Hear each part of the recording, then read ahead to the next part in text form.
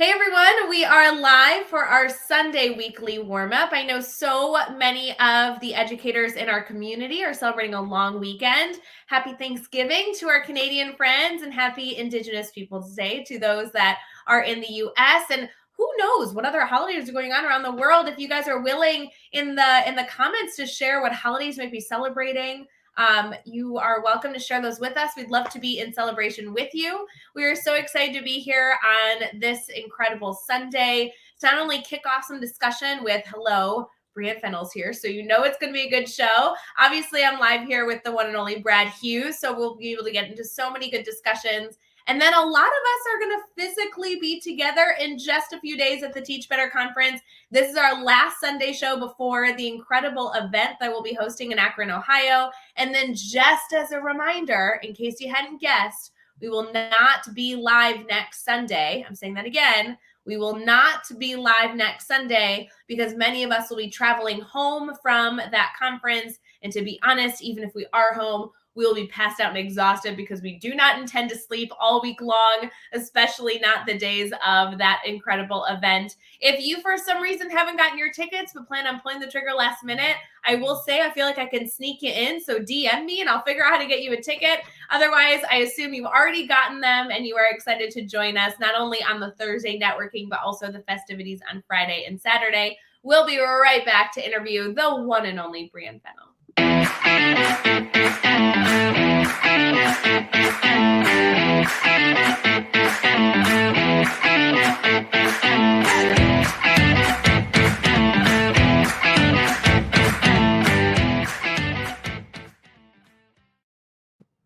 Hey everyone, we are live for our Sunday weekly warm-up. Brad Hughes, of course, is here with me because I cannot do a show without him. Before we get into all the fun, Brad, how are you? It's good to see you.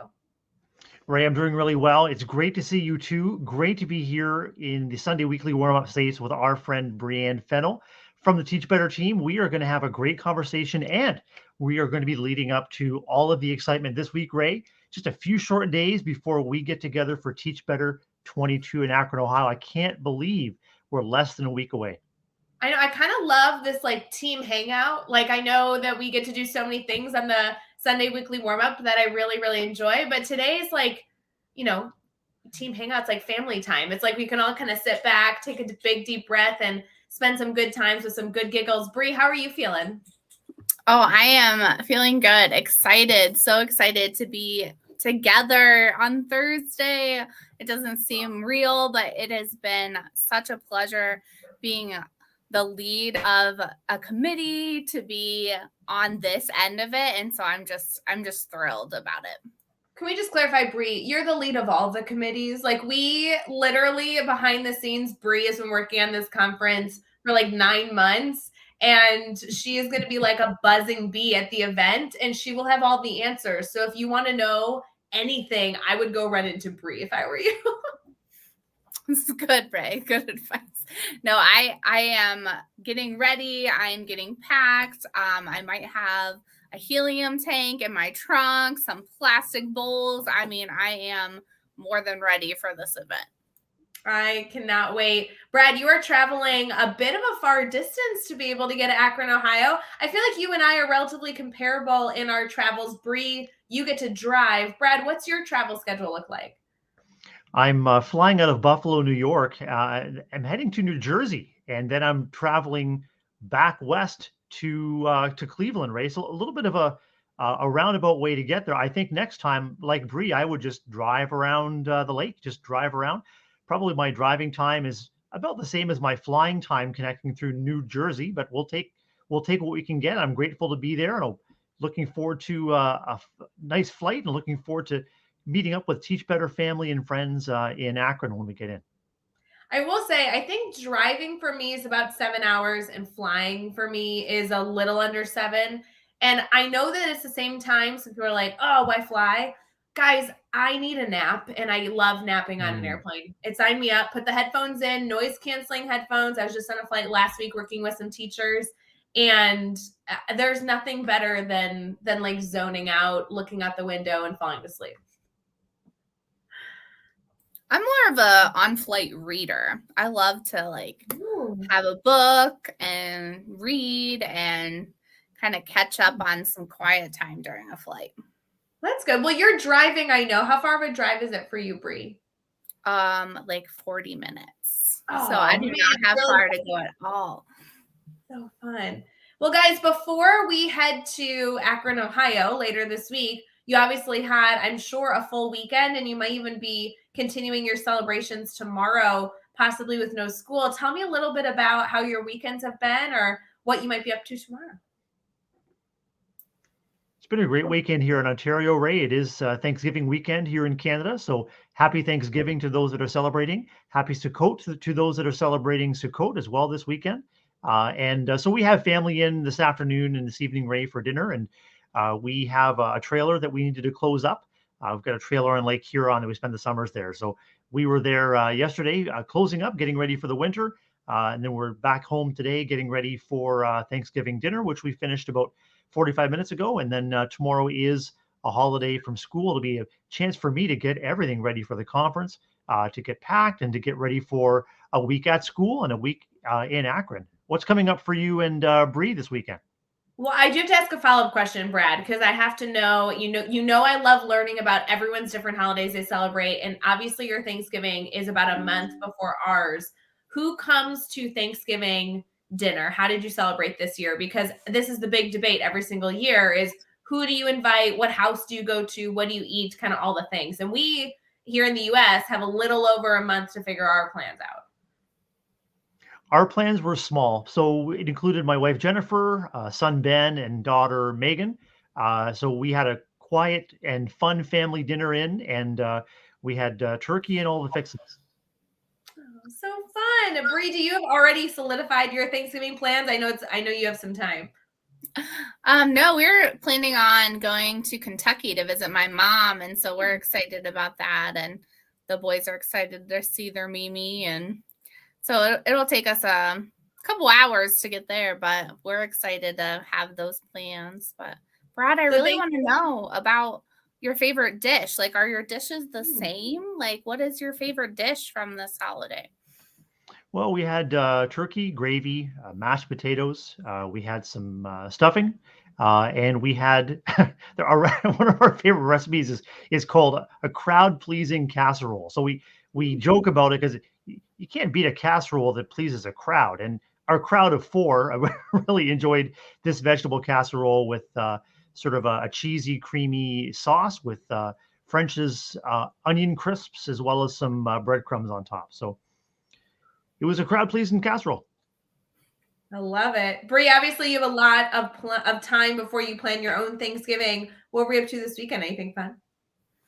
Just soccer and conference, finalizing things and packing, but mostly soccer. Little soccer is so fun. It's not a bad thing. I love that. I love seeing pictures when you post on social media of the kiddos at soccer for your weekend plans. It's so fun. They're getting so big. So big. Yeah. What about you, Ray? What did you do this weekend? Oh gosh, I was working with teachers in Sandusky, Ohio, Wednesday, Thursday, Friday. That was so much fun. I think that was it was just such a killer crew. And I got to explore Sandusky a little bit, which I had never been to. I really recommend it. I know that I don't know why you would ever be traveling to Sandusky. I know there's obviously an amusement park there that people talk about, but it was such a fun time. Cute little town on the water. You can't complain. It was wonderful. Met some wonderful people. And then I flew back and got to just spend time by the fire. I'm kind of a sucker for a fall fire. So we sat by the fire, relaxed, and, just kind of got to refuel. It's been a busy weekend just mentally preparing for the Teach Better Conference. Our travels begin as early as Wednesday for the majority of the team. So with Monday off, that really just leaves us Tuesday to finalize all the plans. So we're very excited to kind of share in the festivities with everybody in the Teach Better family. It seems like all of our comments are related to the conference, Brad. Mm-hmm. They're ready to talk about the conference. I just want to confirm that's the Teach Better Conference coming up this Thursday, Friday, and Saturday at Akron, Ohio, National Inventors Hall of Fame Middle School. Is that the one you're talking about, Bree? It is, and I need to finalize my outfit, friends. I know I've been talking about it for months, but the packing needs to happen tomorrow. So if anybody is going to send me packing advice, your due date is tomorrow evening, just so you all know. I'm doing all I can to get everything on a carry-on, so I can just carry it on, carry it off, and just off we go. Do you have any packing tips, especially if you're trying to fit it all into a carry-on, Bree or Ray? Roll your clothes. Yep. That's my tip.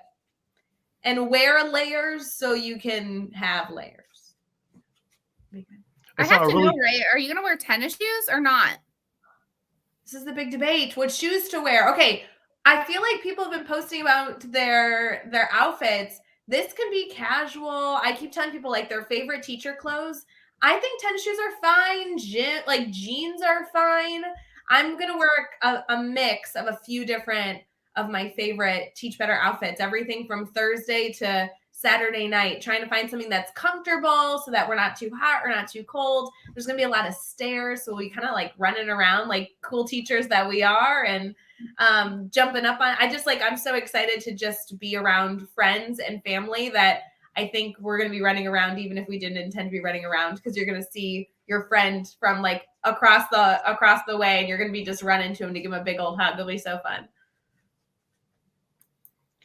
Ray, I'm hoping that there's a backstage area plus the official Teach Better 22 fashion runway, because with all of the different Teach Better swag outfits we're going to want to be modeling, we just might want to make a quick change at any given moment. I mean, I think, Bree, between the two of us, we probably have 70 or 80 potential outfits that we could bring to the conference. I'm not sure how you're thinking about spacing those wardrobe changes out, especially with all of the incredible presentations, all of the incredible seminars, Podcasters Row, all kinds of great opportunities to meet, greet, and mingle.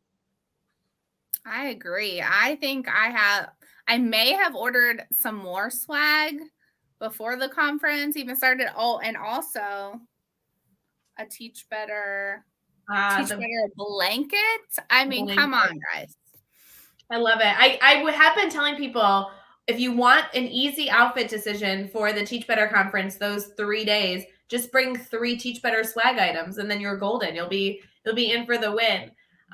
So it'll be exciting to see everybody's get up, and excited to all be together and, get our books signed and listen to all these sessions. I'm so overjoyed. I'm so excited. Bree, thank you for all the leadership you've had in this event, and shout out to Katie Miglin, who has literally made this event possible.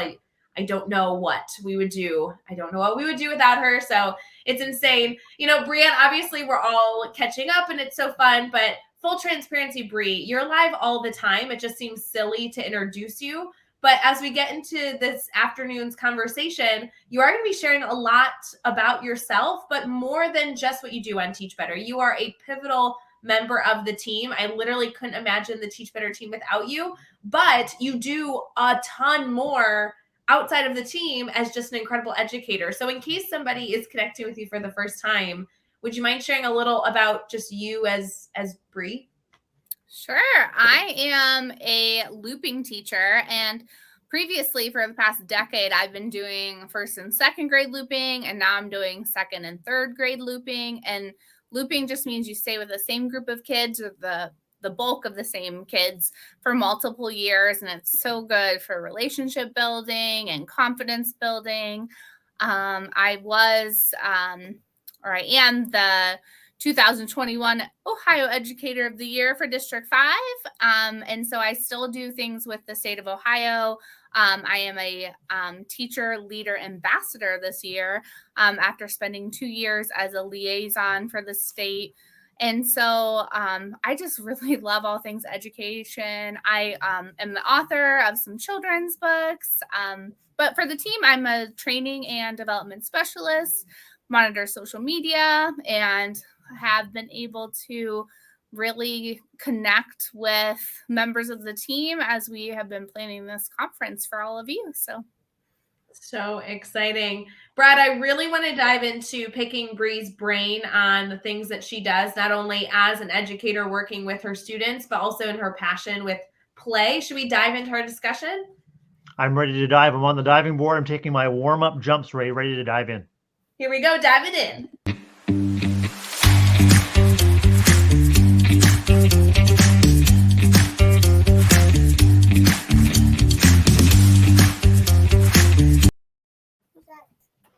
Welcome back. You are with the Sunday weekly warm-up, courtesy of the Teach Better team, exclusively in the Teach Better group on Facebook. We're with BreAnn Fennell and Ray Hewitt, both of the Teach Better team, and this is Brad Hughes, excited about our upcoming conference and excited to dive into some great conversation with the one, the only BreAnn Fennell. And Ray, before the break, we had an opportunity to hear all of the things that BreAnn Fennell does. I'm just wondering if there's something that BreAnn doesn't do or is eager to learn to do that she hasn't tried yet. There is not. I'm going to answer for her. There is not. Bree is constantly looking how to elevate herself in education. I love that she's constantly taking on new challenges and always trying to learn. That is something I've always seen Bree committed to. I just think it's incredible. May we all be like Bree. Be like Bree, I think could be that could be an unofficial Teach Better 22 slogan. Ooh, be like Bree. I love it. Bree, I know you have a passion for play, and most educators will say, play, I don't teach like little baby kids. I teach, kids that are much older. Play isn't relevant to me. Let's dive into that. I know this is something that you love. Oh, yes, absolutely. So I have a passion for play.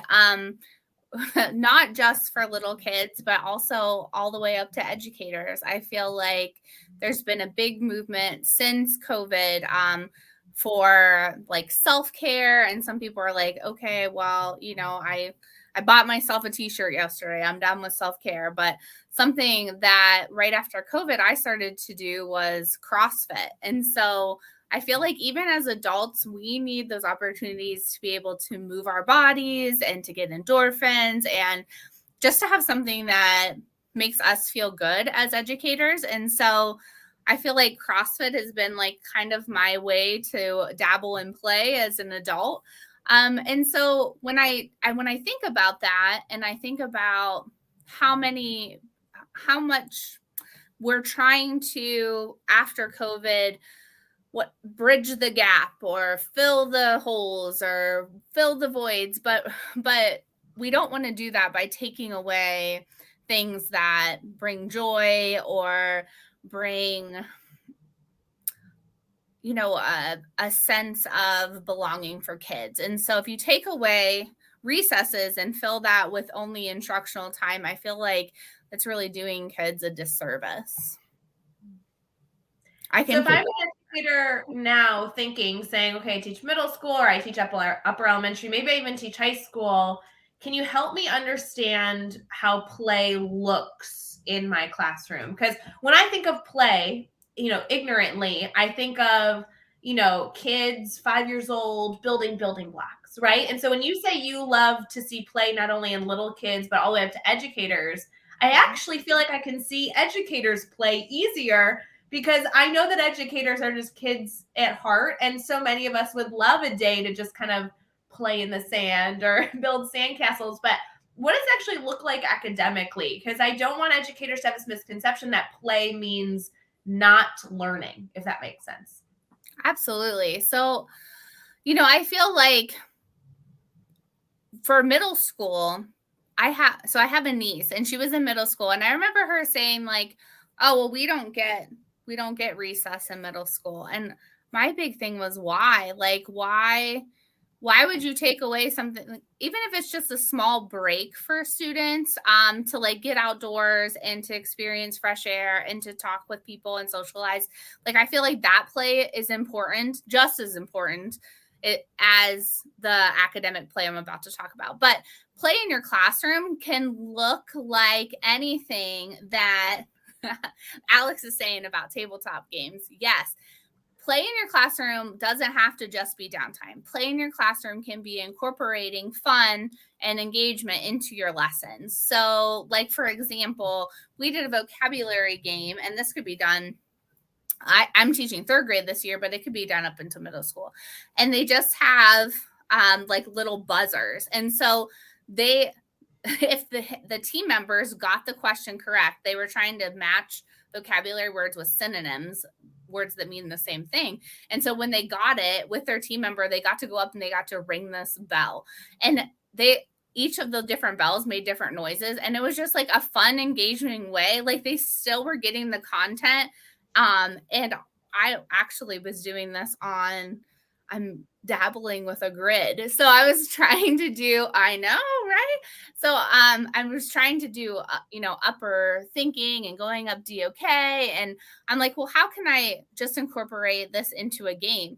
And really, like, as soon as you tell kids, like, hey, this is going to be a game, it instantly takes away some of like, if you say to kids, hey, this is going to be a test, think about the different feelings that come with kids. Like if I say, Ray, I'm going to test you right now. Or if you said that to me, like, oh, we're not going to have you on to talk about play or engage with us. We're going to have you on and we're going to test you on this.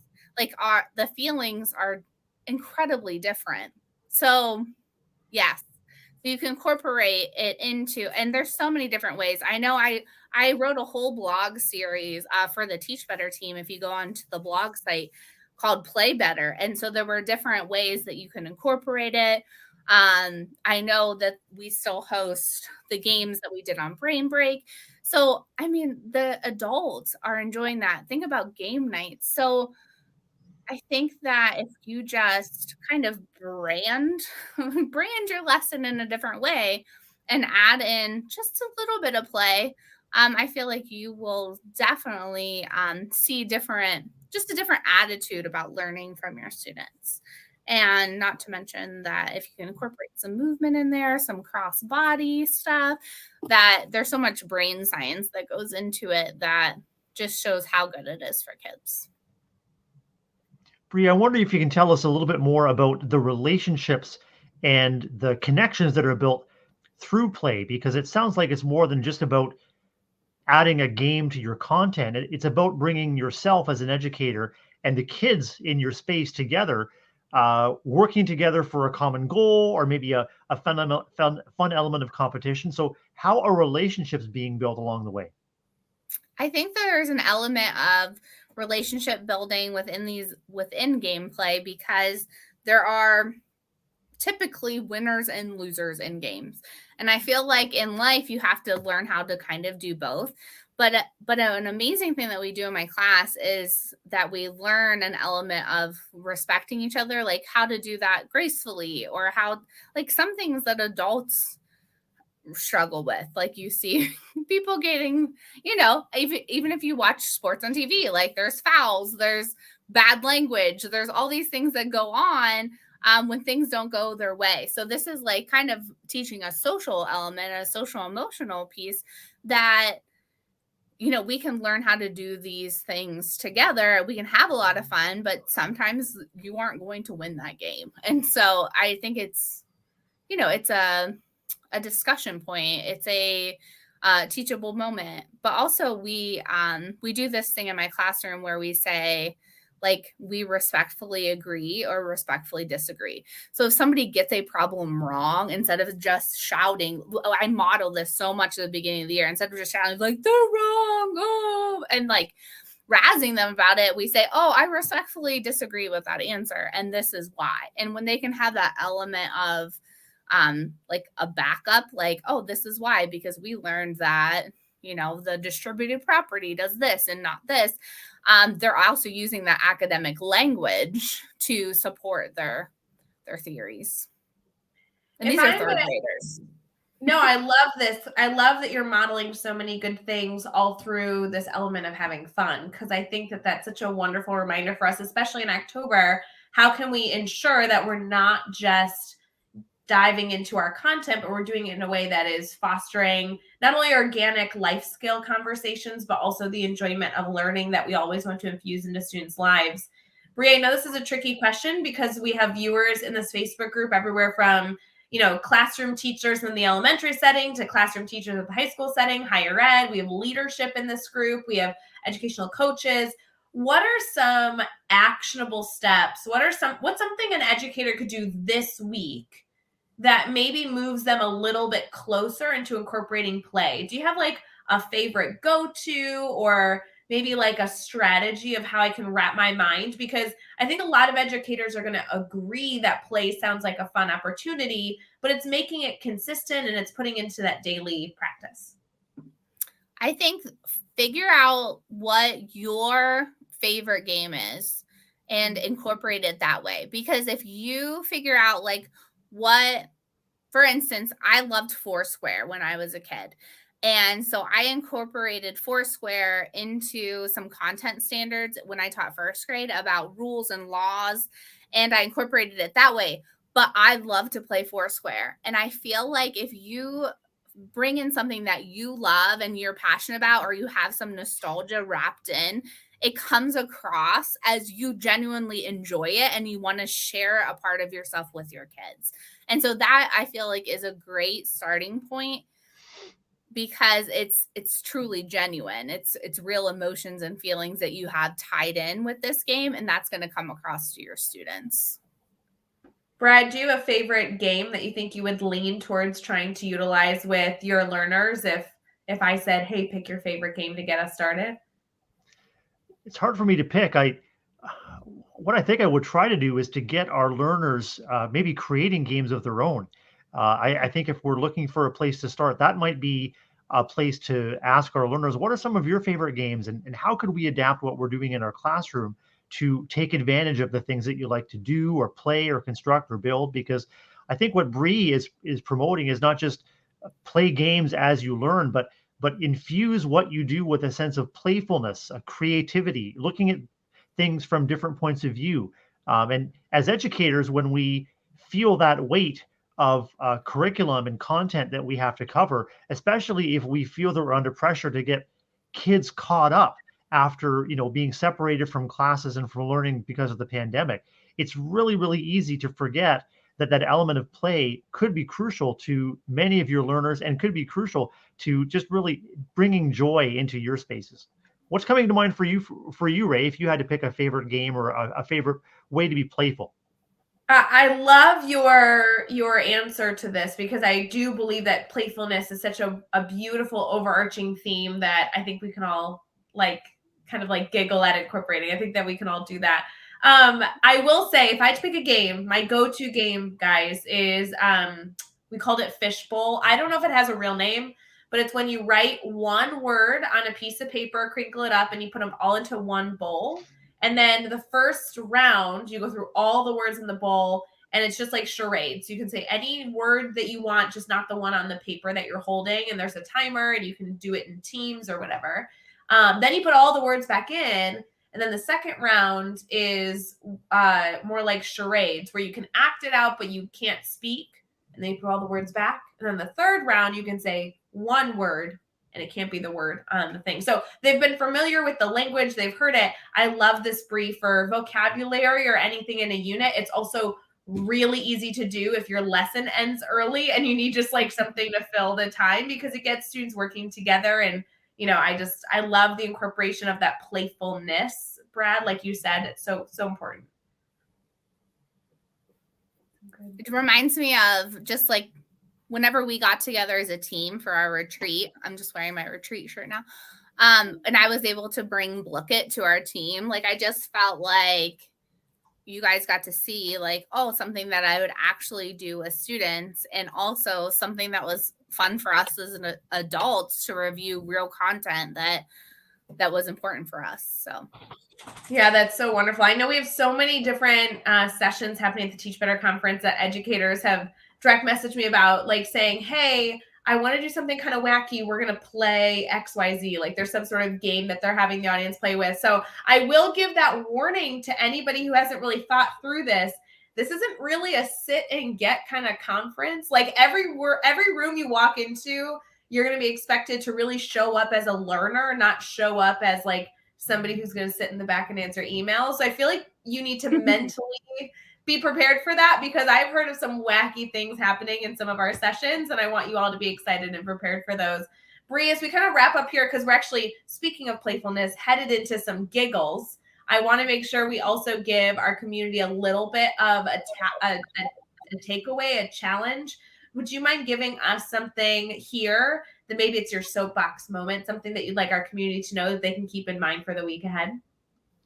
Yes, I feel like if you are in a climate where you can take your kids outside and do something this week, whether it's give them some playtime outside, whether it's bringing your lesson outside, just being outdoors with your kids is just going to give them an extra element of joy. And so if you're in an element where you can take them outside, even if it's sprinkling a little bit, you can just enjoy some play with your students, or even your administrator friends could take your people outside and have your staff meeting outdoors. Just try to get some of that vitamin D. Mark agrees with me. So my session is now done. I love going outside. Brad, I know that as a principal, it must be hard to manage like, all these teachers with all their students going all around the building, even outside. But how do you, handle educators, like moving from their classroom outside? Is that something that you like to encourage? Absolutely. We're fortunate to have a couple of outdoor learning spaces and a beautiful campus with hills and trees and shade and just opportunities to enjoy the outdoors, to really just to breathe some fresh air, to soak up some sunshine if you can. And in our climate, as Bree was saying, I mean, we're quickly turning into some chilly weather. It's turn the calendar page on October and then into November. So it's all about just being prepared and making the very best of what the environment has to offer, whether you teach maybe in an inner city setting, maybe you teach in a rural setting. If you just take a look at what opportunities await you just outside the doors, and be creative, be playful about engaging your kids and your learners in those outdoor spaces, and you come back in refreshed and rejuvenated, and it's just a wonderful opportunity. I would love to encourage anybody attending the Teach Better conference this week to plan on being outside, only because I know that the space that we are in, this incredible middle school that used to be a museum, has two different outdoor settings, one of which is one of our lunch venues, if you so choose. We obviously, wanted to prepare in case we had crummy weather, but I'm actually looking, it looks like the weather's going to be gorgeous. It'll be nice fall, crisp air. And if you so choose, you might choose to take a break or eat some lunch out. There is a terrace that is titled for the conference, the Green Terrace, and it's on the 3rd floor.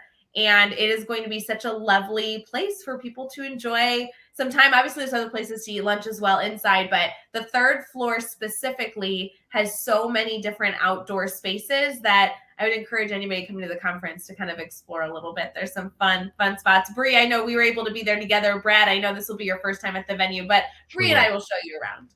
Yes, no worries. It looks like I have two of the best tour guides in the business, just making sure I get to from one place to another and making sure I take advantage of all of the great things the venue has to offer. And I hear the signage is outstanding. Signage is outstanding.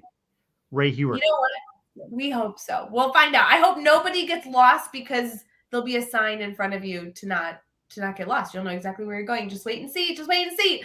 All right. We are going to head into our weekly giggles, which is a segment we love to do anytime we have team members on, just because we like to obviously giggle together and add some humor into your Sunday. And then we will wrap up our conversation here, kind of celebrating not only many of us celebrating a holiday today and tomorrow, but also headed into a wonderful week where some of us will get to physically be together for the Teach Better conference. So we'll be right back.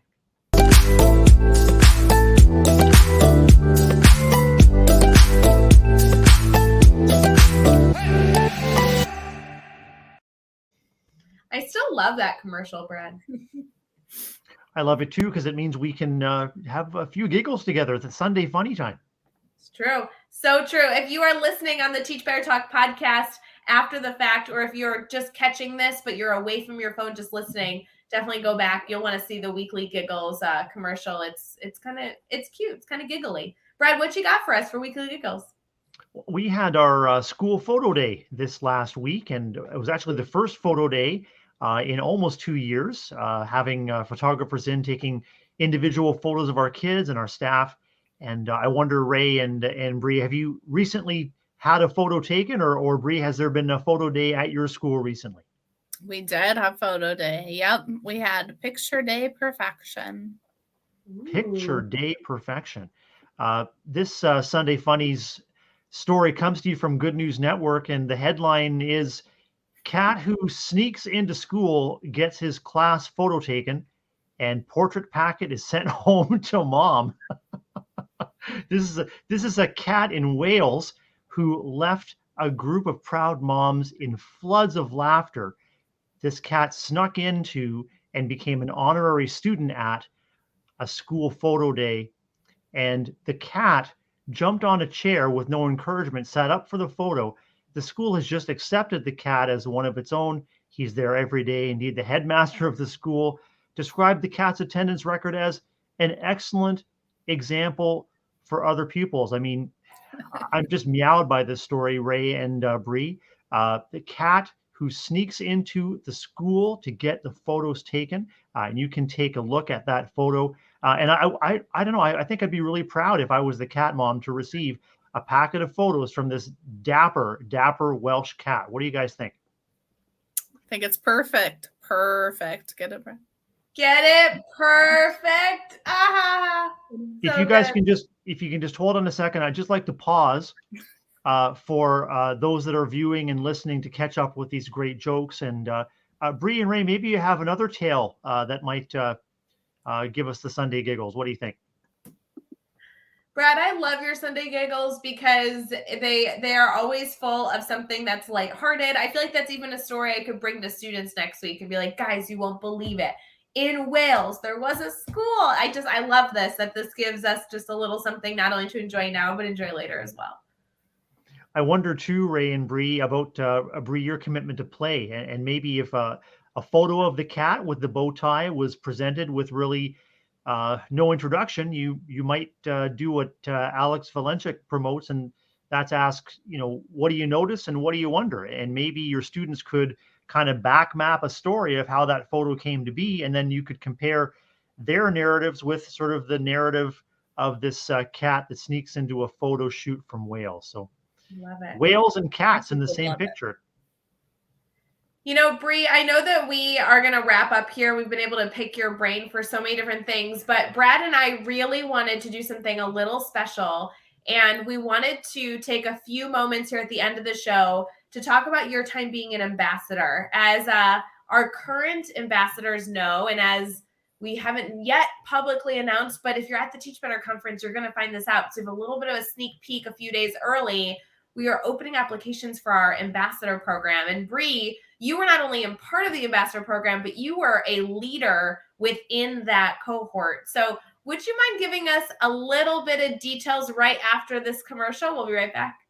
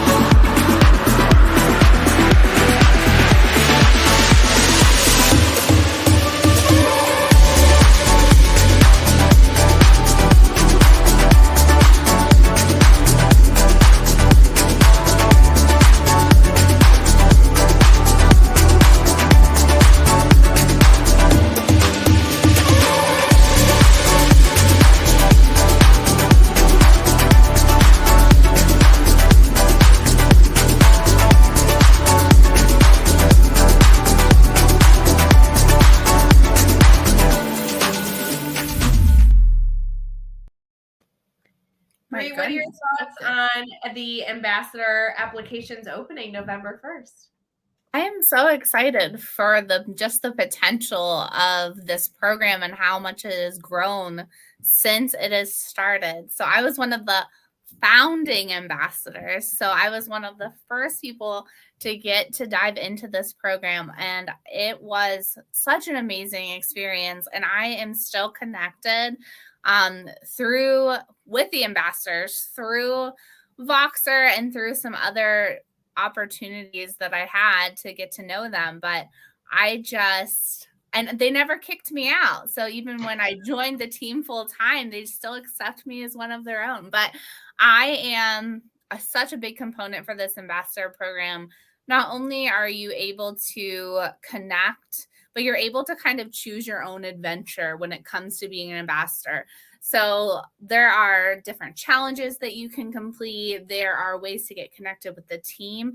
But one of the things that I did on the ambassador group was I was a lead ambassador of professional learning. So that was one of the coolest things, because not only were you a part of this group, but you got exclusive professional development from different educators in different subjects, but it was chosen by the ambassadors. So it was whatever we were interested in learning about, whatever was really near and dear to our hearts, or something that was kind of new in education that we wanted to learn more about. You were able to do this within the ambassador program. So amazing, such a great support system, and like truly a support system. It's a place that you can go and really connect with others. And the team has done such a great job too, just recently talking with the ambassadors and really picking their brains about what they loved. And so I just can't wait for more people to join and for all of their great ideas just come to life. Yeah, for those of you who are unfamiliar with our Teach Better Team Ambassador Program, you can see all the details over at teachbetter.com/ambassadors.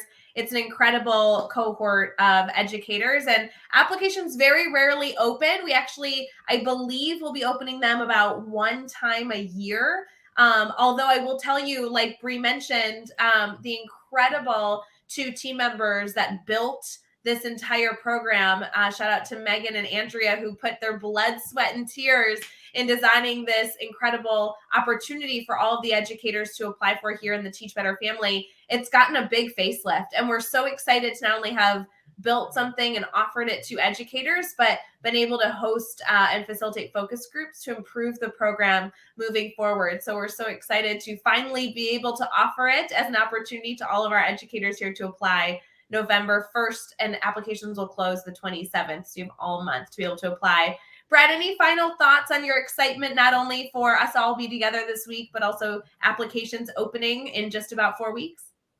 Well, I think it all comes back to play and playfulness again, Ray and Bree, because as a former ambassador, or I guess as an ambassador graduate and now a Teach Better team member, I can tell you that some of the best games and some of the best contests and some of the best just friendly, fun, playful connections are made through those ambassador mentorship programs and get-togethers and meetings and professional learning opportunities. And it also is, I think, is a really great example of how Teach Better lives its own mindset. I mean, we're talking about seeking feedback from ambassadors to continue to improve the program so that ambassadors are better served, and so therefore the students and colleagues that they serve are better served as well. Just better and better each and every day. And I love that feedback from our current and former ambassadors is being used to really jumpstart and sort of relaunch this program beginning November 1st. So I'm very excited, Ray.